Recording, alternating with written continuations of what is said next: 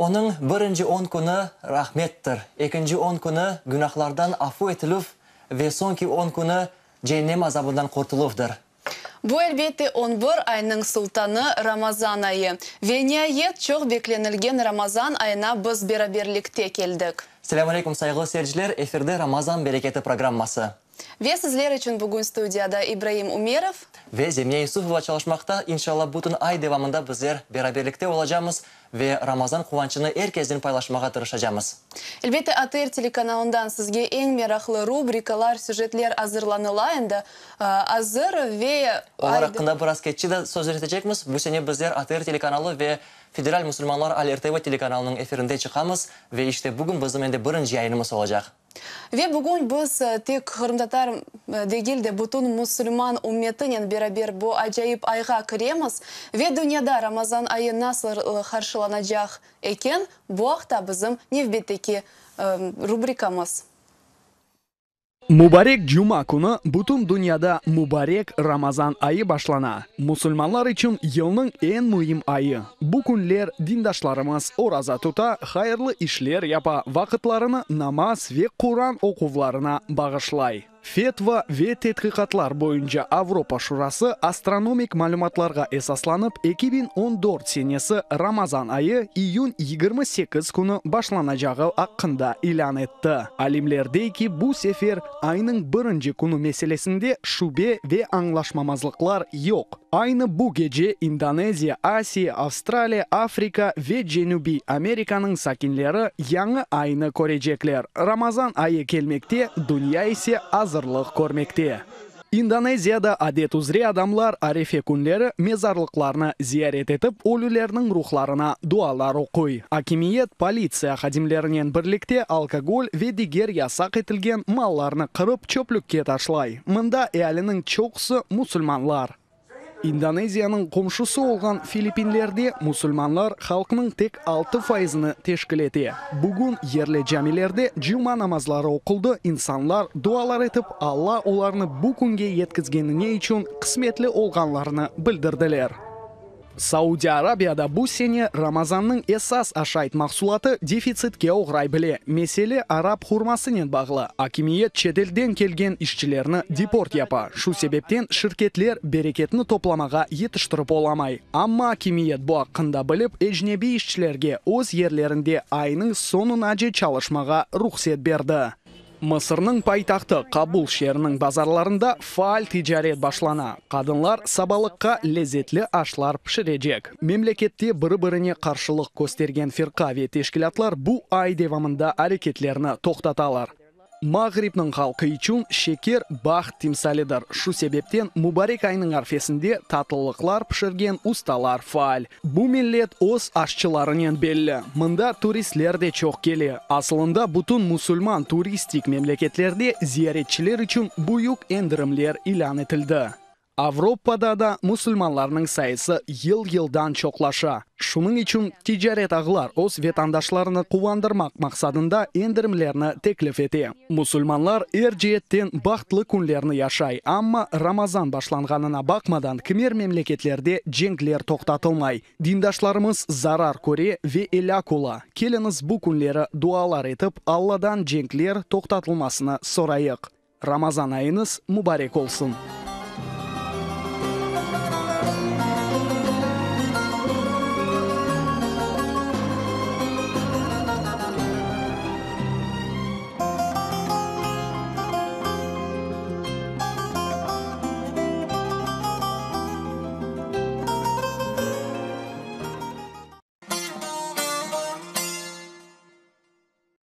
Gerçekten de bütün dünyanı dolaşıp geldik ve şimdi biz yer küresini tasavvur etsek, Ramazan ayı akşam güneş batkanından başlana ve elbette bu her bir ülkede aynı böyledir. Evet, yani yer küresi böyle tomalak olğanı gibi, endi bazı memleketlerde Ramazan'ı karşıladılar ve Akmezcit'te hususan bugün güneş saat 9'nu 42 dakika geçkende batkan olsa, demek ki 9:42'de bizde de endi Akmezcit'te paytaxtımızda Ramazan ayı başlanğan gibi sayılacak. Ve adet üzere biz bu Ramazan ayını saygılı muftimiz Hacı Emir Ali Ablayev'nin beraber başlayacağımız. Hoş geldiniz. Selamünaleyküm efendim. Gerçekten de endi birkaç dakikadan sonra Kırım'da Ramazan başlanacak mı? Ramazan dediğimizin manası bu. Evvela Bismillahirrahmanirrahim. Bütün insanlarımıza, bütün Kırım'daki yaşayan toplumumuza Allah'ın rahmeti, bereketi, mağfireti hepimizin üstümüzde olsun. Amin. Buradaki yaşayan bütün toplum adaletten, insan sevgisinden dönmesin. Çünkü bizler için, bütün insan için en mühim olan adalettir ve insaniyete hizmet ve sevmektir insaniyet. O zaman onun sonu çok büyük bir huzurdur. Çok güzel bir genişliktir. O kadar güzel bir meydanlıktır. Ama bu söylediklerimiz yoksa bir insanda, o kriteriyası yoksa onun üstünde bunlara yaşamak ve yaşatmanın imkanı yok. Kimseyi ezersin, kimseyi alırsın, kimseyi dögersin, kimsenin canını kırarsın.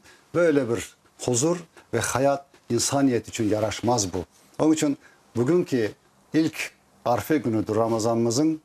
Bugün bizim bildiğimize göre, yaşayıp geldiğimize göre bugün koku çıkarırlar ve bugün teravih namazımızın ilk günüdür.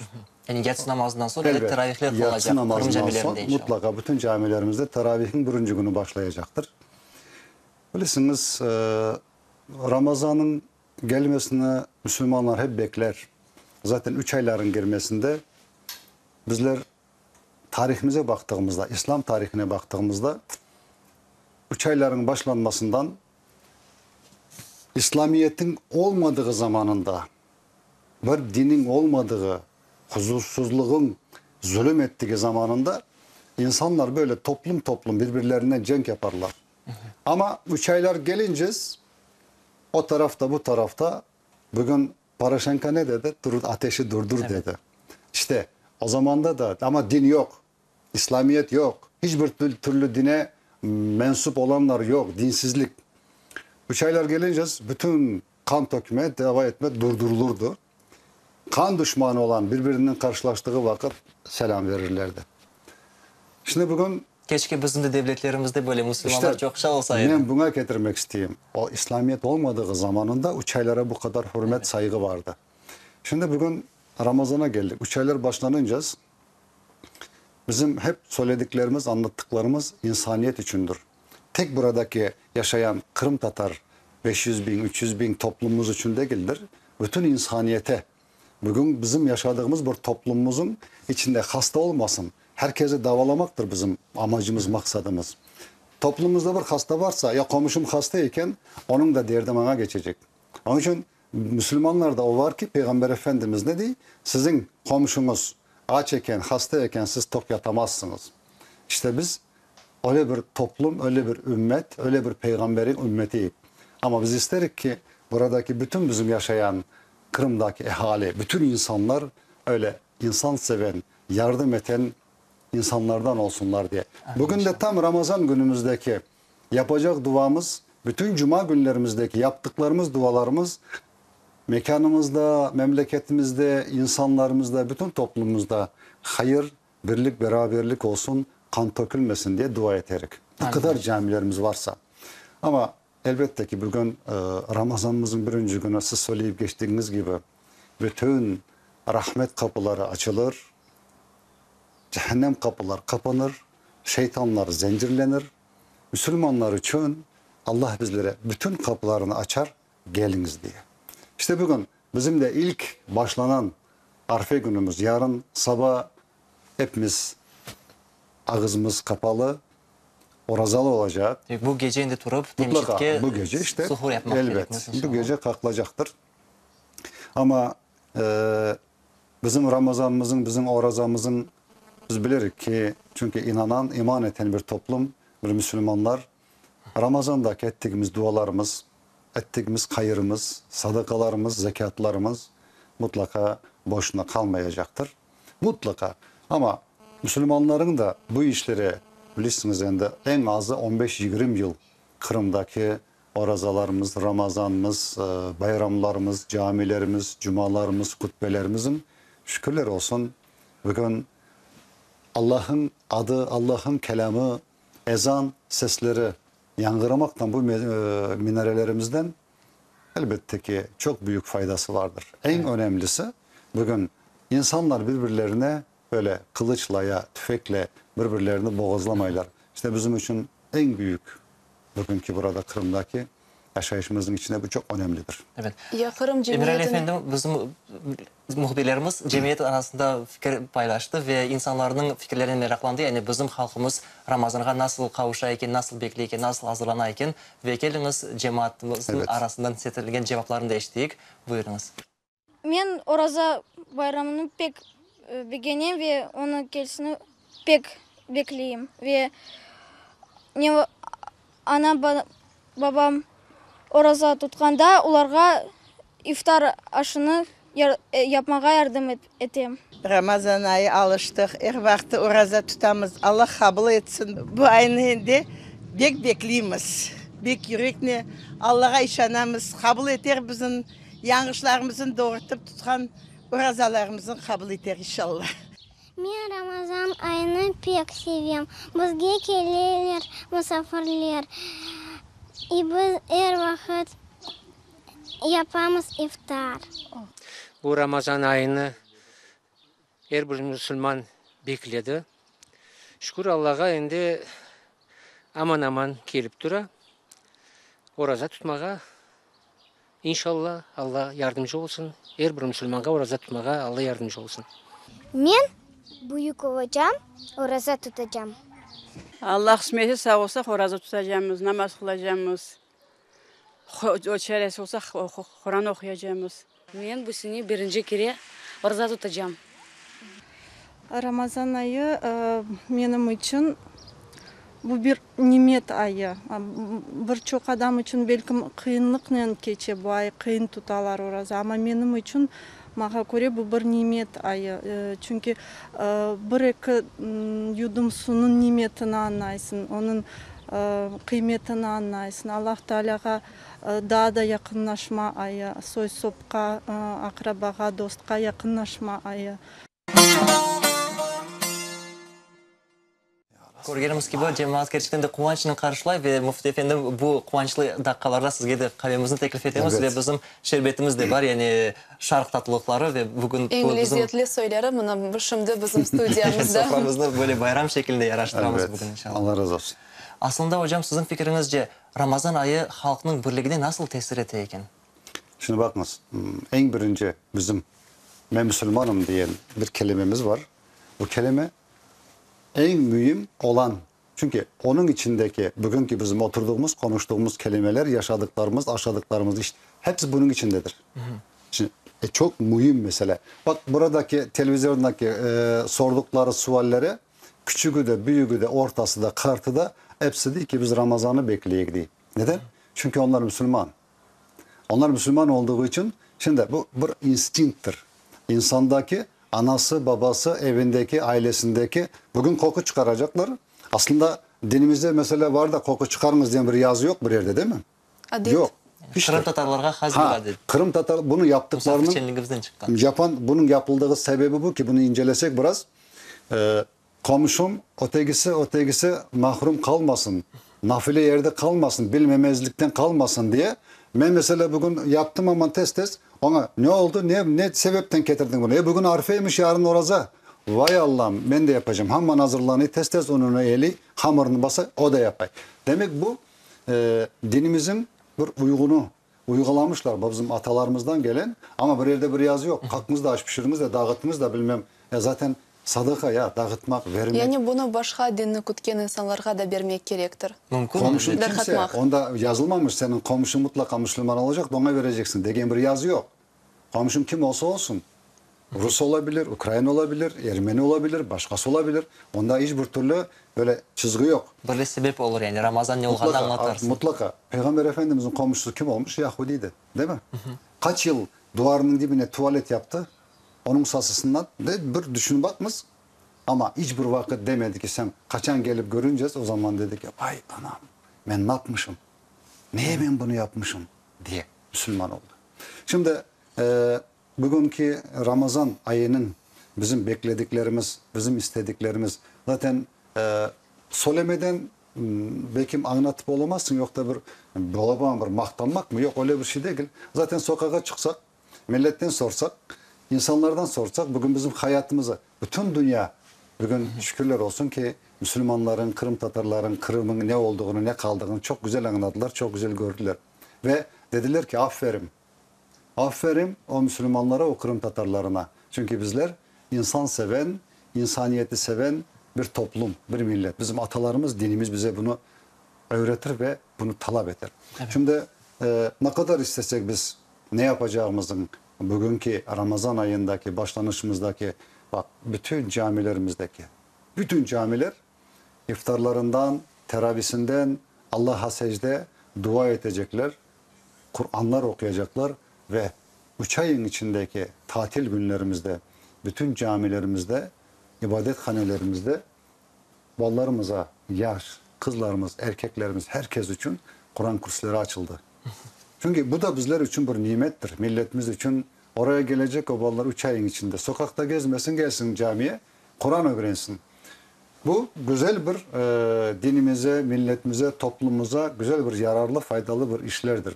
Çünkü Allah'ın rahmeti, Allah bizlere her zaman siz bana geliniz bir adım, ben size 10 adım yapacağım. Sizlere daha çok vereceğim. İşte bugün biz bir adım atınacağız. Bizlere 10 adım kapılar açılacaklar. Umutumuz büyük. Umutumuz çok istekli ve iç şeyden geçmemektir. En esası bilesiniz mi, benim fikrimce bizim halkımız o isteklerini ıntılmak için elinden geleni de yapar ve bugün biz Dabır Levhan'a bakmak isteyimiz. Saqtaki cemaatimiz malum olğan gibi birkaç ay evvelsi Kurban Bayramı arifesinde o yerdeki cami yakılgan edi. Evet. Belgisiz şahıslar öyle bir yaramaylık yaptılar. Lakin bizim halkımız kenede sabırlı olup bu camini gayırdan tikledik. Eliniz bakayık cami nasıl olğan eken. Evet. Saq Merkezi Cemisi'nin asbarında o kadar sayında insan çoktan toplanmagan edi. Yarım yıl devamında mında cuma namazlar kılınmadı, dualar okılmadı, ezan işitilmedi. Bugün ise şu vakit devamında ilk sefer ibadetke kelgenler namaz kıldılar. Allahu Ekber. Oktyabr ayında 2013 senesi belgisiz şahıslar camiye hücum etip onu yakmağa tırıştılar. O zaman ateş namaz salonunu, imanın ve tekniki odalarını aman aman yok etti. Umumen zarar 500.000 grivna olarak tanıldı. O kadar zarar geldi ki duvarlarında parmak koygan da yerini kaldırmayı ona şükür etip şpaklivat edildi. Çünkü bu plastika yanğansın bir sasık çıkar. O kadar приедливый, o içine kırıp men çaresi yok edi. Kırım Muftiyliği, yerli meclis, din cemiyeti ve iş adamlarının yardımıyla camide tamir işler ötkerildi. Binanın 80%'ını gayrıdan kurdular. Основная работа это, конечно, купол. Почему? Потому что купол был сделан из картона, из пластмассы, и он сильно пострадал. Пришлось все это убирать, усиливать купол. И вот сделали мы сейчас вот по современным технологиям, делали снова новый михраб. И вообще все окна заменены, ковры, все здесь заменено. Вчера мы поставили камеры на мечети, 8 камер снаружи и 2 изнутри. Вот. После этого, конечно, более в строгом режиме будет также охрана здесь, видеонаблюдение. Я думаю, что такое еще раз не повторится. Bütünley tamir işleri da bitmey kaldı. Sermiye yetişmey. İmamның bildirgenine göre tahminen hoşma $10.000 lazım. Saq din cemiyeti ümit eti ki mukaddes Ramazan ayı devamında lakayt kalmaganlar camini tolusının tamir etmek için para mutlaka toplarlar. Yani görgenimiz gibi böyle camiye hücum etilgen son cami kenede daha güzel oldu. Hatta ben keçken sene o yerde olganda kubbesi biraz zayıfçaydı. Şimdi daha güzel oldu. Evet. Ve yani halk elinden gelgenini yapar. Ve bundan gayrı bugün daha bir kuvvançlık haber oldu. Eskiles köyünde de daha bir cami açıldı. Evet. Cuma günü Ramazan başlarına yani gerçekten de kuvvançlı bir gündemiz. Çok camilerimizin açılması, camilerimizin kurulması, caminin yakılışında ne de genedik? Hasan ağalar, din cemiyet reis, imam hepsi üzüldüler, ruhtan yıkıldılar. Gelsek başları eğilmiş. Dedim ki başınızı köteriniz ve dimdik ayak üstündesiniz. Bir camimiz yakarlar 10 tane kurarık. 10 taneyi yakarlar 100 tane kurarık. Çünkü işte bak ne oldu? 6 ay mı geçti, 3 ay mı geçti, ne kadar geçti arası? Cami timtik ayakta gene bugün ibadete açıldı. Cami yakmadan, kiliseyi yakmadan, insanı korkutmadan bundan hiçbir fayda yok. Ve bir kimse bundan kar kazanamaz. Ne devlet, Ne asker ne insanlar. Evet. Ama en güzel şey merhamettir. İnsanlara yardım etmektir. Kim olsa olsun. Eğer biz bugün toplumumuz, bütün milletimiz, ben tavsiye ederim. Bizlere ne yapsa yapacaklar ki, ama elbette ki biz Müslüman olarak sizler hepimiz erkekler ananı, babanı, kadını, evladını hepsini korçalamak, korumak bizim boynumuzun borcu. Benim evime gelirlerse o zaman ben çıkacağım, elimde ne varsa anamı, babamı, herkesi korçalayacağım, ballarımı. Ama sokak bizim tarafımıza kalan her şey biz tek güzellikten bu vatana sahip olacak ve buradaki insanlara yapacak işimiz tek güzelliktir. Yani işlerimiz daha çok ya Ramazan ayı devamında muftiyat tarafından ne yapılacak bizim Kırım'ımızda? Şimdi bizim bu Ramazan ayındaki yapılacak işler evvela iftarlarımız var. Bütün camilerimizde mutlaka bu iftarlar. Aynısı bu sonki 2-3 yılın içindeki bütün cemaat her bir ilçede, her bir camilerimizde insanlar nöbete duruyorlar. 30 gün yetişmiyor onlara nöbet. Herkes diyor ki ben bugün iftarı ben vereceğim, ötekisi ben vereceğim. Öyle bir sıraya düştüler. Çünkü bu insanlar dinini öğrenince hep buna yaklaşırlar. Evet. Çünkü din budur. Din budur ama balı okutmalarımız Ramazan'ın içindeki bu hepsi Cuma bayramlarımızın bunları geçirmek bizim için büyük bir şereftir. Artık başka bir merasim yapılmaz Ramazan'da. Tek ibadettir. Evet. Kur'an okunur, namaz kılınır. İnşallah bizler de bunun hepsini göstermeye çalışacağız. Yani Kırım cemiyetini birlikte ve her şeyini inşallah Ramazan bereketinde göstermeye çalışacağız. Ve geliniz kıskadan aslında bu ayda bizler ne yapmaya niyetlengenimizni kıskadan bakayım. Bazı şeyler hakkında bazı sırlarımızı endi aşağı bilemiz. Bu sene Ramazan bereketi kıymetli seyircilerine iftar beklentisinde yardımcı olacak. Bu vakitni daha meraklı ve daha semerili geçirermiz. Bizler İslam yedekarlıkları, dinimizin serveti, dünyanın çeşit köşelerinde yerleşken camilerinin tarihinin tanış olurmuz. Mukaddes Kur'an-ı Kerim'den birer ayetini geçip neticede bütün Kur'an'ı birlikte okumağa imkanımız olur. İnşallah bu ayda biz Ramazan kıvançını Kırım'ın 4 tarafından paylaşacağız. Bizlerini farklı camilerden canlı yayınlar bekley ve her yayınımızda Ramazan bereketi dua vaktini ayıracak. Dua bizim küçümüzdür. Allah'ım, yalnız sana ibadet yaparmız. Senden yardım istermiz. Bizge doğru yolunu göster.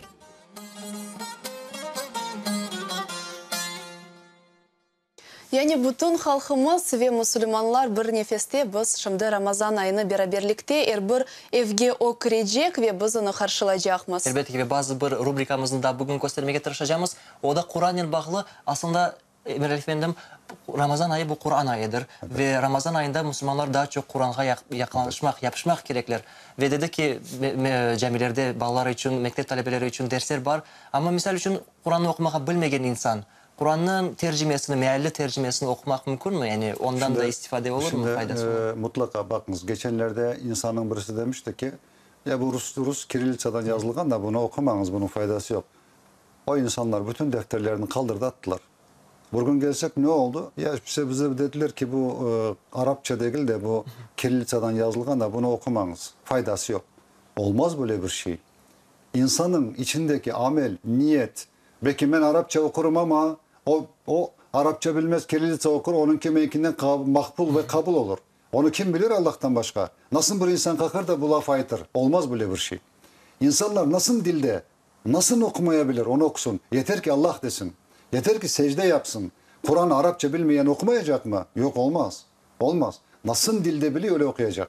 İnşallah. Nasıl istiyor öyle itaat edecek, ibadet edecek. Başka türlü eğer biz kalkıp da bugün Arapçayı okumayabilmişsin, okuma senki kabul değil dersek ya ben günahkar olurum. Büyük bir günaha batmış olurum. Çünkü ben Sudiya mı yoksa ben kimim? Nasıl ben bu kelimeyi söyleyeceğim ki kalkıp olmaz böyle bir şey. Onun için insanlar hiç şüphe etmeden ne bileyim Arapça bilmeyi, dua bilmeyi. Ya şimdi elhamdülillahi rabbil alemin ve lakibetül ilmi bilmiyor okumaya insan ne yapacak? Diyecek ki Allah'ım benim ettiğim günahlarımı affet. Beni bağışla. Ben bilerek bilmeyerek yaptığım günahlarımı beni bağışla. Ben ikinci yapmayacağım. Ramazan ayında oruç tutacağım. Sana ibadet edeceğim. Camiye gelsinler. Namaz kılan, bilen, bilmeyen, duayı bilen, bilmeyen. Nedir? Mevlana Hazretleri. Bilen de gelsin. Gelsin buraya gelsin. Evet. Camiye gelsin. Başka yere de gel. Ama biz kalkıp da sen Arapça bilmiyorsun desek o zaman hiç gelmez, utanır, korkar, sıkılır. Onun için bu kelimede siz bol bol konuşacaksınız ki herkes nasıl istiyor öyle dua edecek. Allah hepimizinkini kabul etsin. Sizin cevabınızı alıp seyircilerimizin de bir leyhaga davet etmeye isteğimiz айтmağa mümkün. Nasıl leyhamız var? Bu sene yani Kur'an ayı olan Ramazan ayında Kur'an'ı başına sonuna kadar okumak sünneti var. Şimdi onun inceliklerini bizge hocamız da anlatar. Ve demek ki biz de niyet ettik. Bu ayda bizler Kur'an'ı başına sonuna kadar okumağa isteyik, böyle arz ettik, niyet alayık ve belki de Arapça okumağı bilmesek de Müfti Efendimizin sözlerine esaslanıp tercümesini okuyuk hiç olmaganda ve aslında Kur'an'ın emniyeti hakkında bizge saygılı hocamız hikaye yeter şimdi.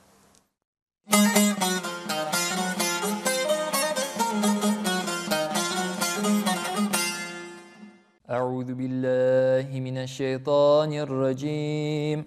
Bismillahirrahmanirrahim. شهر رمضان الذي أنزل فيه القرآن هدى للناس وبينات من الهدى والفرقان فمن شهد منكم الشهر فليصم صدق الله العظيم. Esselamu Aleyküm ve Rahmetullahi Teala ve Berekatuhu. Saygılı hürmetli seyircilerim. Biz inşallah Ramazan ayına kavuştuk. Ramazan ayı yaklaştı ve inşallah bu ay beraber olmaya çalışacağımız ve Peygamber Efendimiz Aleyhisselatu Vesselam'ın bir sünneti var.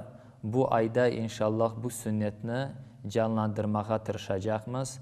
Bu sünnette Peygamber Efendimiz'in Ramazan'da Kur'an-ı Kerim'ni Cibrail Aleyhisselam'la beraber hatim etmesidir. Yani mukabele olarak karşılıklı olup beraber Kur'an-ı Kerim'ni okumalarıdır. Peygamber Efendimiz Aleyhisselatü Vesselam dinler ediler. Cibril Aleyhisselam okur ediler. Son Cibril Aleyhisselam dinler ediler. Peygamber Efendimiz Aleyhisselatü Vesselam okur ediler. Ve böylelikle Ramazan'da onlar karşılaşır ve Kur'an-ı Kerim'ni okur ediler. Ama Peygamber Efendimiz Aleyhisselatü Vesselam'ın vefatı yaklaştığı vakit son yıl onlar Cibrail ile beraber Kur'an-ı Kerim'ni baştan sonuna kadar 2 kere okup çıktılar ve böylelikle Kur'an-ı Kerim'de hiçbir şüphe yoktur. O bütünüyle tamamlandı ve 2 kere melekle beraber tekşirildi. Ve biz de inşallah Allahu Teala'nın bu okuduğum ayeti kerimede bizlerge haber vermesini beraber bir bakayık. Allahu Teala bizlerge bu ayeti kerimede nasıl Ramazan ayının önemini ve o ay içinde Kur'an-ı Kerim'ni okumak gerek olduğunu haber vermektedir. Estağfirullah. Şehru Ramazanellezi unzile fihil Kur'an. Ramazan ayı öyle bir aydır ki o ayda Kur'an-ı Kerim Peygamber Efendimiz Aleyhisselatü Vesselam'ge indirildi. Hudellin nasi ve beyinati minel huda vel furkan. O adamlarını doğru yola koyar, doğru yolunu onlar için açıklar ve ak olgan ve batıl olgan akniyen, gerçekniyen yaramaylıkını birbirinden ayırır. Femen şehide minkumu şehre fel yasum. Sizden kim o ayga kavuşursa mutlaka orazasını tutsun deyip Allahu Teala emir buyurmaktadır. Biz de inşallah Allahu Teala'nın bu emrine icabet ettik ve bu Ramazan ayını orazanla tutmaya inşallah niyet aldık ve bu ay içinde Kur'an-ı Kerim'ni okumaya, Peygamber Efendimiz Aleyhisselatü Vesselam'ın bu sünnetini canlandırmaya tırışacağımız, çalışacağımız. Eğer kun inşallah birer cüz okursak, Kur'an-ı Kerim'de 30 tane cüz var ve Ramazan'ın sonuna kadar böylelikle Kur'an-ı Kerim'ni bitirgen sayılarımız. Bir cüz, Kur'an-ı Kerim'nin bir cüzü 10 tane yaprak yani 20 tane sayfadır. Eğer erkun bir Müslüman bu 10 yaprakını yani 20 tane sayfasını okursa Ramazan'ın sonuna Peygamber Efendimiz Aleyhisselatü Vesselam'ın bu sünnetini yaşatkan sayılır. Allahu Teala bizlerini inşallah Kur'an'dan ayırmasın ve bu ay içinde Kur'an bereketinle beraber, Kur'an'la beraber geçirmeye bizlerge nasip eylesin. Yarın inşallah hep beraber Kur'an-ı Kerim'nin 1. cüzünden başlayıp Allahu Teala'nın her bir cüzde hepsini okuma çaremiz olmasa da her bir cüzden bir tane mühim gördüğümüz ayetini seçip hep beraber okup anlamaya tırışacağımız. Allahu Teala yaptığımız bütün hayırlarımızı kabul etsin ve bizlerge bu işini kolaylaştırsın. Yani көргенimiz gibi bizler Ramazan ayı devamında her gün bir cüz, yani Arapçasında 20 sayfa olğanından bir en böyle bir meraklı görünür. Her bir ayeti ehemmiyetli de ama bir tanesini saylap ondan faydalanmaya tırışacağımız ve bir ay içinde inşallah bütün Kur'an'ı bitirmeye tırışacağımız.